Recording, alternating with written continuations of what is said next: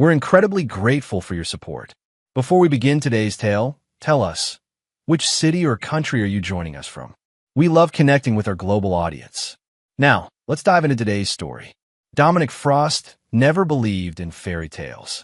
His childhood in rural Montana taught him that survival required vigilance, not wishful thinking. By 35, he had built a reputation as the finest underwater structural engineer on the West Coast, specializing in assessing damage to offshore oil platforms. The ocean's depths held no secrets from him. Human intentions were another matter entirely.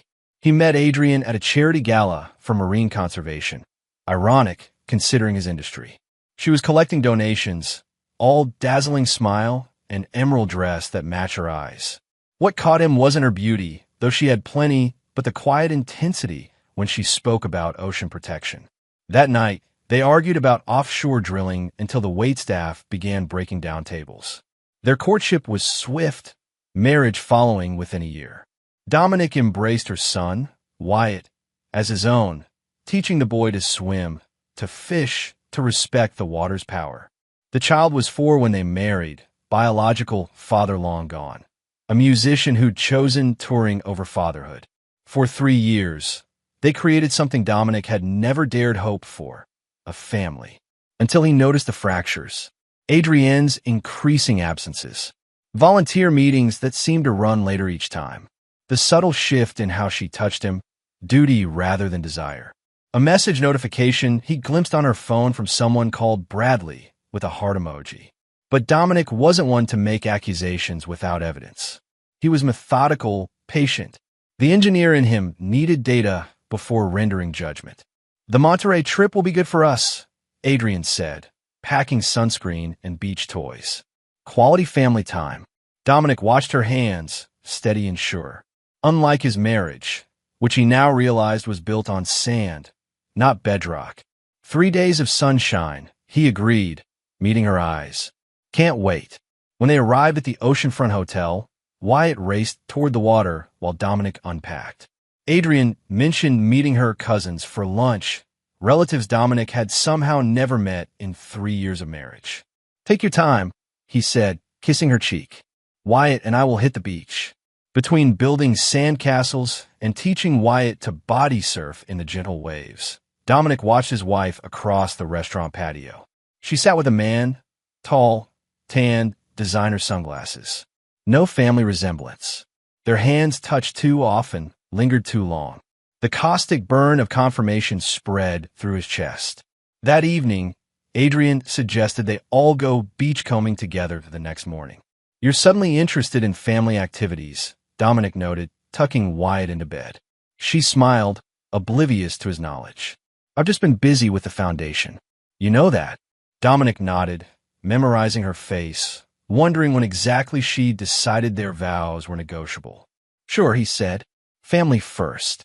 The morning arrived with perfect beach weather, warm sun, gentle breeze, moderate waves.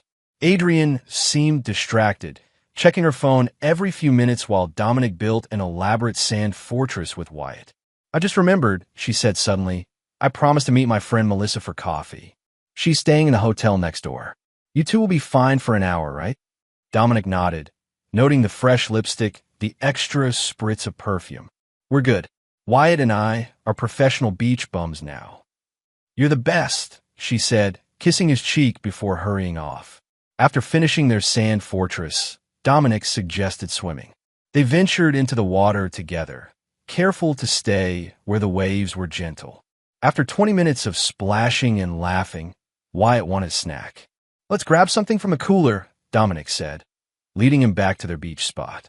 As they munched on sandwiches, Dominic spotted Adrienne, not at the hotel coffee shop, but walking along the far end of the beach with the same man from yesterday. She hadn't even bothered going far enough to avoid being seen. His phone buzzed. A work emergency. An oil platform report needed immediate revisions before a regulatory deadline. Hey, buddy, he told Wyatt. I need to make a quick work call. Stay right here, okay? Don't go back in the water until I'm done. Wyatt nodded, busy with his sand toys. Dominic stepped a few yards away, keeping the boy in his peripheral vision while speaking with his manager. The call lasted longer than expected, Nearly 20 minutes of technical details and revisions. When he finally ended the call, he turned to find Wyatt gone. Heart racing, Dominic scanned the beach, calling his name. Then he saw them. Adrian and her friend had returned, Wyatt now with them. Relief flooded him, followed immediately by anger when he approached and heard Adrian laughing. "Where were you?" she asked casually. "We found Wyatt playing in the water all by himself." "I had an emergency call," Dominic replied tightly. "He was supposed to stay put." "Well, good thing we came back when we did," the man said, extending his hand. "Bradley Montgomery. You must be the husband." Dominic ignored the hand. "You left him alone in the ocean?" he asked Adrian. She rolled her eyes. "He's fine, Dom. We watched him for a bit, then I needed to grab something from our room. Bradley kept an eye on him until I got back." "Where's my son?" Dominic demanded, looking around frantically. Adrian laughed dismissively. "He wanted to swim again. He'll probably come back on his own." Something in Dominic snapped. He screamed and ran toward the shore, scanning the water desperately. In the distance, he saw a commotion, lifeguards rushing into the water toward a small figure. His blood turned to ice. Racing across the sand, he arrived to find lifeguards performing CPR on Wyatt. A local surfer stood nearby, dripping wet, explaining how he'd found the boy struggling against a rip current. Adrian appeared moments later, face white with shock. The ambulance arrived within minutes. By some miracle, Wyatt began coughing up water before they loaded him in. "He'll be okay," a paramedic assured them. Got to him just in time. In the hospital waiting room, while Wyatt underwent tests, Dominic's phone buzzed with a text notification. It was from an unknown number, but the preview showed a photo of Adrian and Bradley kissing passionately in what appeared to be a hotel room. The message read, "Thought you should know what your wife was doing while your son nearly drowned. Check room charges on your credit card statement." For 2 days, Dominic maintained a bedside vigil while Wyatt recovered in the hospital. Adrian alternated between tearful apologies and defensive justifications about how accidents happen. Each word further solidified his resolve. While she slept in the uncomfortable visitor's chair, Dominic used her phone to access her email, finding hundreds of messages between her and Bradley dating back 18 months. They weren't just having an affair. They were planning a future together. Bradley, a hotel developer, had promised to leave his wife once his latest project closed. Adrian had been laundering money from the Marine Conservation Foundation, where she volunteered, skimming donations to fund their rendezvous. As Wyatt slept, monitored by machines measuring his recovery, Dominic methodically assembled the evidence. Hotel receipts, bank transfers, text messages discussing how inconvenient Dominic's attachment to Wyatt had become. "What are you doing?" Adrian asked, waking to find him on her phone. "Learning the truth," he replied calmly. "How long have you been planning to leave with Bradley?" Her face transformed from confusion to defiance. "You weren't supposed to find out yet. Not until after Bradley's divorce was finalized." "And Wyatt? Were you taking my son?" "He's not your son," she snapped. "He's mine. Bradley has agreed to help raise him. While you were in that hotel room with him, Wyatt nearly died." She had the decency to look ashamed, but only briefly. "That was an unfortunate accident. You're the one who left him alone first." Dominic regarded her with cold detachment. "Get out." "What?" "Get out of this room. Get out of my sight. A nurse will contact you when Wyatt can be discharged. You can't keep me from my son." "Watch me," Dominic said, his voice deadly quiet. "Bradley's wife deserves to know her husband is planning to leave her. The foundation board should hear about your creative accounting. And Child Protective Services might be interested in how you abandoned your child to drown while you were having sex with your lover." Adrienne's face drained of color. "You wouldn't. I've already called a lawyer. I've documented everything. Get out." After she left, trembling with rage, Dominic called his closest friend, Parker Dawson, a private investigator who specialized in infidelity cases. "I need everything on Bradley Montgomery," he told Parker. "And I need options for ensuring Adrian never gets custody of Wyatt."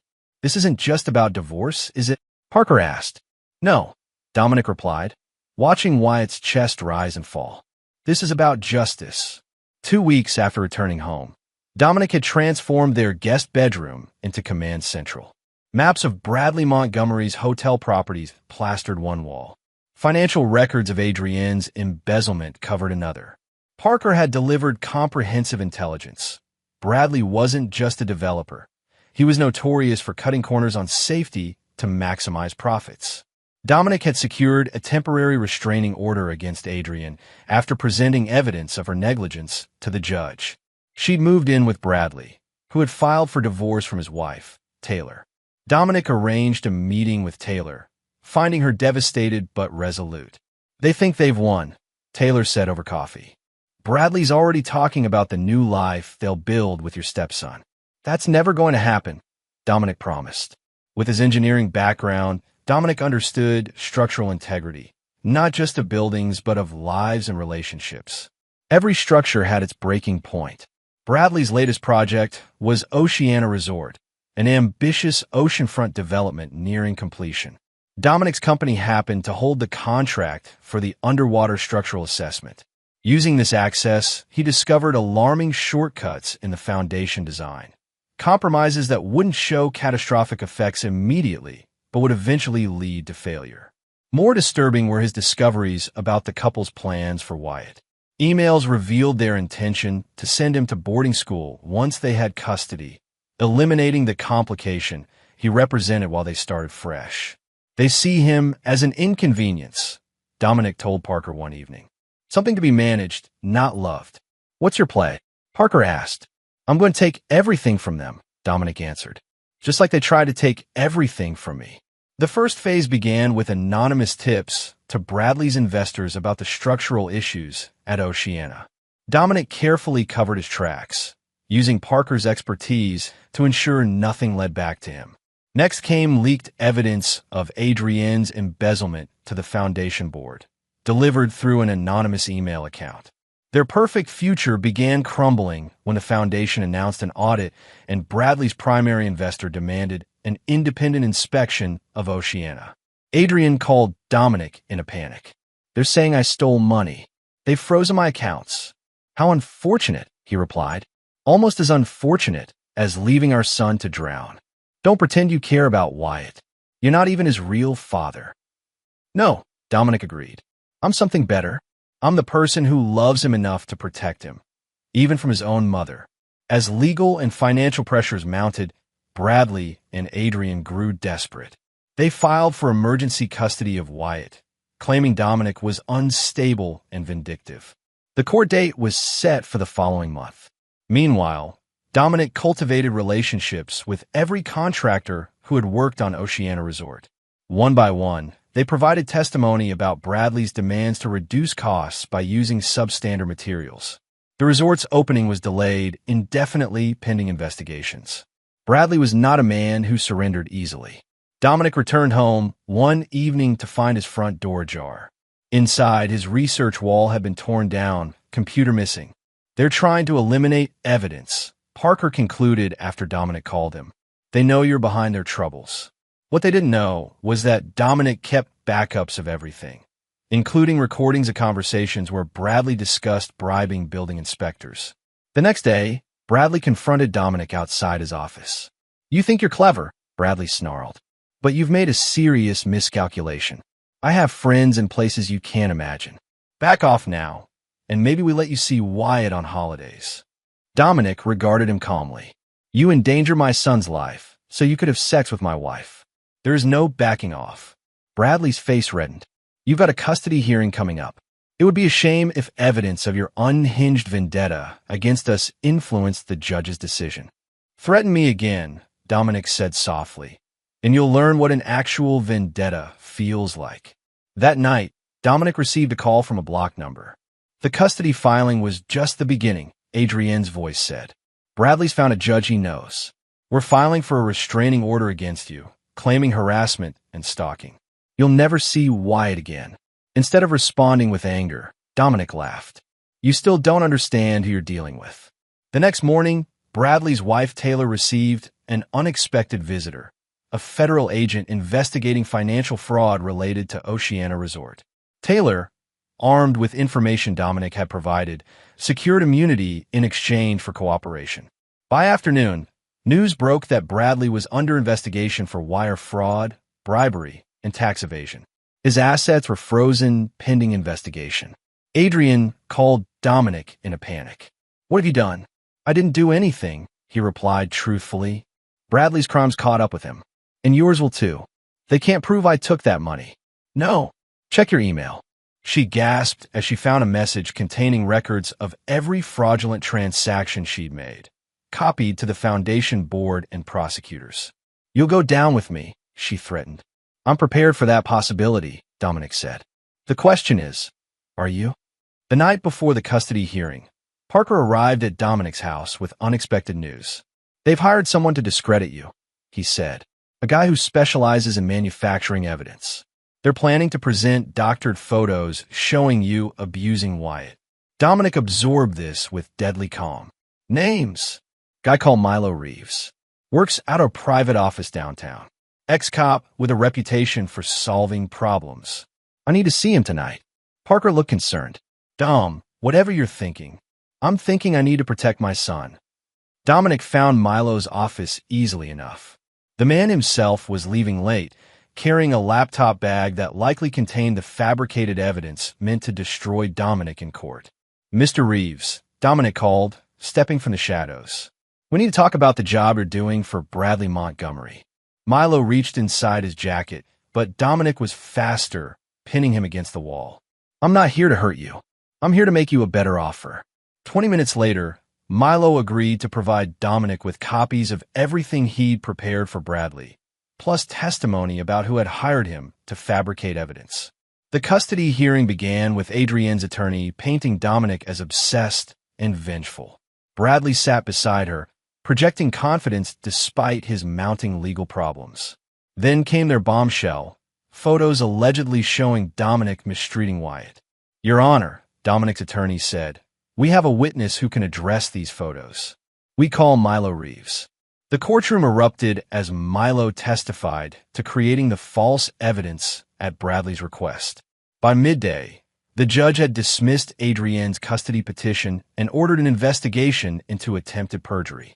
Outside the courthouse, Bradley confronted Dominic. "This isn't over. You think you're winning, but you have no idea what's coming." "Actually," Dominic replied, "I do."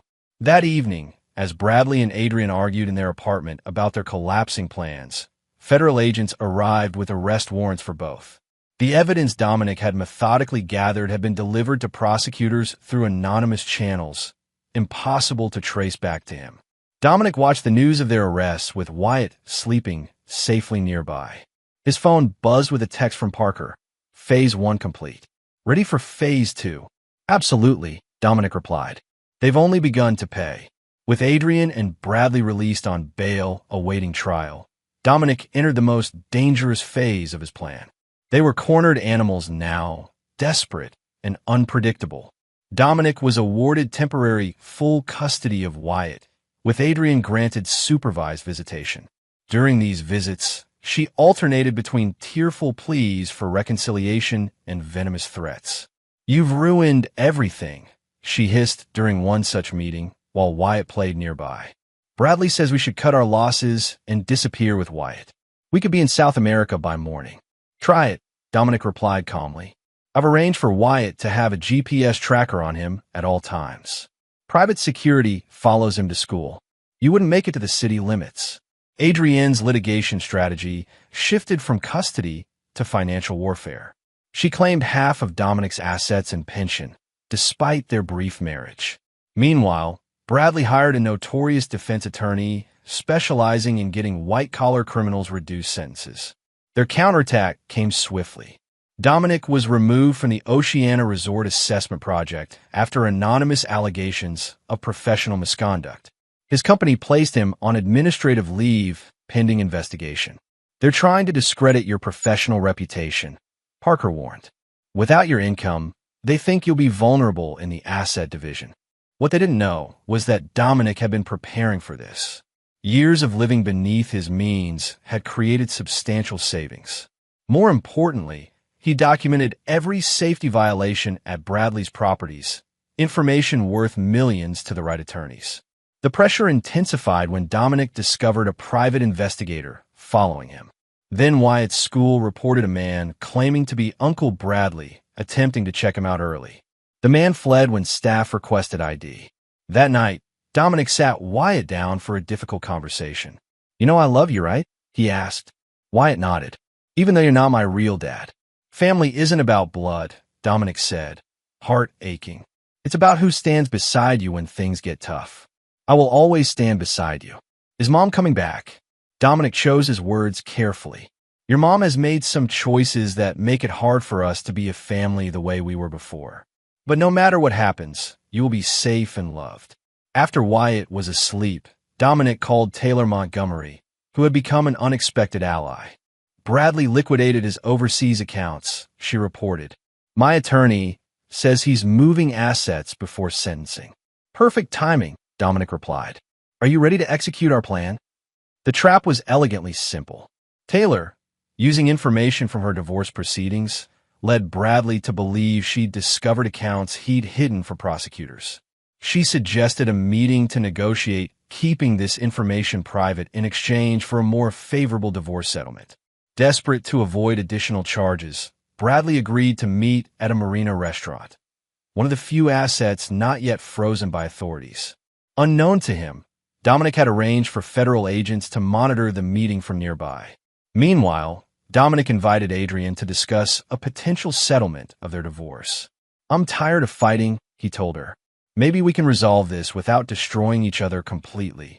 Suspicious but intrigued, she agreed to meet at their former home. Parker was positioned nearby, recording everything. At the marina, Bradley arrived to find not just Taylor, but representatives from the insurance companies he'd defrauded through Oceana's substandard construction. "What is this?" he demanded. "This," Taylor said calmly, "is your opportunity to confess. These gentlemen have evidence that you knowingly built structures that would eventually fail catastrophically. They're prepared to add their findings to the federal case against you, unless you sign these papers." The documents included a full confession of his financial crimes, admissions of attempting to fabricate evidence against Dominic, and a complete surrender of all claims related to Wyatt. "You're insane," Bradley snarled. "I'll never sign these." "Then you'll face additional charges carrying minimum 20-year sentences," one of the insurance investigators said. "Your choice."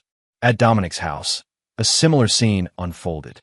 He presented Adrian with evidence of her full involvement in Bradley's schemes, plus recordings of her discussing plans to flee with Wyatt. "Sign this agreement renouncing all custody claims," Dominic said, "or face charges of conspiracy, child endangerment, and attempted kidnapping." Adrienne's face contorted with rage. "You engineered all of this. You destroyed everything we built." "No," Dominic corrected. "You destroyed at the moment you decided our family was disposable." "I'll never give up my son," she declared. Dominic slid a tablet toward her. "Watch this before deciding." The video showed Wyatt in a therapy session, describing the day he nearly drowned. "Mom and Bradley left me in the water. They said they'd watch, but they went away. I screamed, but nobody came. Then the water pulled me down." Adrienne's hands trembled. "You manipulated him." "I recorded his trauma," Dominic corrected. "The trauma you caused." "Sign the papers, Adrian. It's over." By midnight, both Bradley and Adrian had capitulated, signing comprehensive agreements that protected Wyatt and ensured their separation from his life. 6 months later, Bradley Montgomery was sentenced to 15 years for fraud, bribery, and attempt to pervert justice. His assets were seized, his empire dismantled. Adrian received 5 years for embezzlement and child endangerment, with a permanent loss of parental rights. Dominic had weathered the storm. His professional reputation was restored after evidence emerged that the misconduct allegations were fabricated. The court awarded him full legal custody of Wyatt, with permission to adopt him formally. On the anniversary of the day Wyatt nearly drowned, Dominic took him back to that same beach. They stood at the water's edge, watching the waves. "Are you scared?" Dominic asked gently. Wyatt nodded. "A little. That's okay. Fear keeps us alert, but we can't let it control us." Together, they waded into the gentle surf. Dominic taught Wyatt how to recognize a rip current, how to swim parallel to shore if caught in one, how to respect the ocean's power without fearing it completely. As they dried off afterward, Wyatt asked, "Do you think Mom ever loved me?" The question pierced Dominic's heart. "I think she loved you the best way she knew how. Some people aren't built to put others first. But you are," Wyatt said with certainty. "For you? Always." That evening, as Wyatt slept, Dominic received a letter from Adrienne's prison. He considered burning it unread, but curiosity won out. "Dom, I underestimated you. I thought you were simple, predictable, manageable. I never saw the depths until it was too late. I don't expect forgiveness. I don't even want it. But I need you to know that in my twisted way, I did love Wyatt. And maybe, for a time, I loved you too. Bradley and I deserved what we got. But someday, Wyatt will ask about me. Tell him whatever truth, preserve his heart." Hey, Dominic folded the letter and placed it in a box of keepsakes he maintained for Wyatt's future questions. Then he stepped onto the balcony of their new home, overlooking the same ocean that had nearly claimed his son. The water reflected moonlight, beautiful and dangerous, like so many things in life. Dominic had navigated its depths, survived its currents, and finally broken through to the surface with what mattered most. He thought of Adrienne and Bradley, paying for their betrayal. He felt no joy in their suffering, no lingering thirst for revenge. Only a cool certainty that justice had been served, and that some debts could only be paid in full. Tomorrow, he and Wyatt would begin the adoption process. They would become, legally and forever, what they already were in every way that mattered: family. Dominic turned from the ocean view and went inside, closing the door on the past, sealing himself and Wyatt safely within the future they deserved. And there you have it. Another story comes to an end. What did you think? I'd love to hear your thoughts in the comments below. If you enjoy this story, consider joining our community by subscribing. It means the world to us. For more stories like this one, check out the recommended videos on screen. And I'll see you there.